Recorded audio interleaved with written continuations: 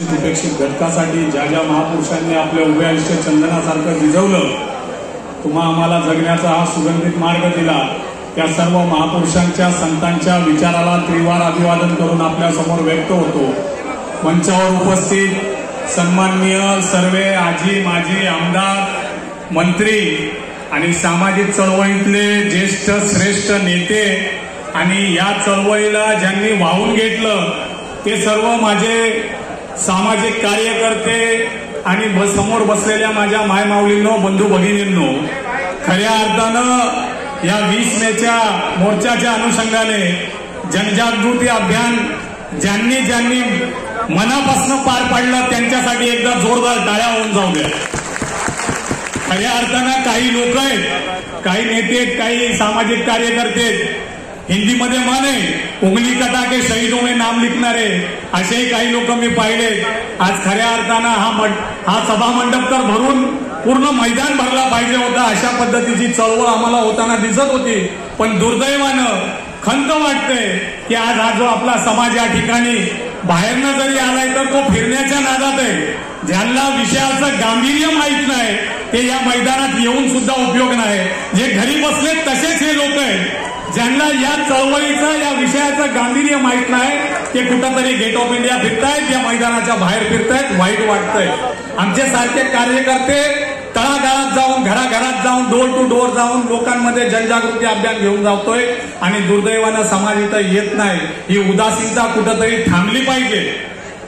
या ठिकाणी 1 ऑगस्ट 2024ला सर्वोच्च न्यायालयाचा जो न्यायनिवाडा आलाय, या ठिकाणच्या राज्य सरकारला तो अधिकार देण्यात आलाय, म्हणजे देशाच्या सगळ्याच राज्य सरकारला तो निवेदन देण्यात आलेलं आहे की तुम्हाला तो अधिकार आहे आणि तुम्ही तुमच्या राज्यामध्ये जी काही परिस्थिती आहे ती बघून या ठिकाणी अबगड वर्गीकरण करू शकता।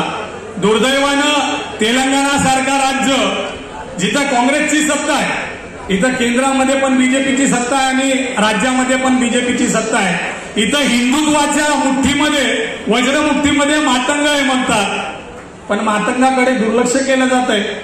59 जाती असणाऱ्या अनुसूचित जातीमध्ये 58 जाती हिंदू जातीला फॉलो, हिंदू धर्माला फॉलो करतायत, पण दुर्दैवाने यांच्याकडे दुर्लक्ष केलं जात आहे।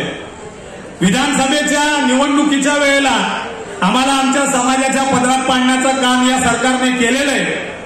त्यावेळेला समाजाने भरभरून मतदान केलेलं आहे। त्यावेळेला या समाजाने म्हटलं होतं जो आमच्या समाजाचा विचार करेल आम्ही त्यांच्या सोबत, आणि या सकल मातंग समाजाने इमान इतबारीने मतदानाचा पर्सेंटेज टक्केवारी वाढवली। ते 5% जे मतदान वाढलंय या हिंदू ज्या समाज व्यवस्थेमध्ये मातंग म्हणून आहे त्यांच्या माध्यमातून ही टक्केवारी वाढली आणि तुमचा सत्तेमध्ये तुमचा वाटा वाढला। परंतु दुर्दैवानं आम्हाला नुसतं चालढकल केली जाते आणि आजपर्यंत आम्हाला पुन्हा इथं मोर्चा आंदोलन करावं लागतं। बाजूच्या तेलंगणा राज्यामध्ये झालं, महाराष्ट्रामध्ये होत नाहीये। आमचे सगळे नेते मंडळी त्या सत्तेमध्ये, आम्ही तुम्हाला विनंती करतोय जशा पद्धतीने आम्ही तुम्हाला सत्तेवर आणू शकतो तर पाडूही शकतो। विधानसभेच्या वेळेला समाजासमोर आम्ही जाऊन विनंती केली आणि तो मतदानाचा टक्का वाढलाय। येणाऱ्या स्थानिक स्वराज्य संस्थाच्या वेळेलाही जर का या ऑगस्टच्या महिन्यापर्यंत उपवर्गीकरण लागू झालं नाही तर येणाऱ्या स्थानिक स्वराज्य संस्थेच्या वेळेला, निवडणुकीच्या वेळेलाही आम्ही समाजासमोर जाऊ आणि त्यांना विनंती करू की या पक्षाने, या राज्य सत्तेने आमचा वाटा आम्हाला दिलेला नाही तर आम्ही यांचा विचार करणार नाही। जास्तीचा वेळ न घेता इतर मान्यवरांना बोलायचंय, इथंच सांगतो। जय भीम, जय लवजी, जय शिवराय, जय अण्णा, जय फकीरा।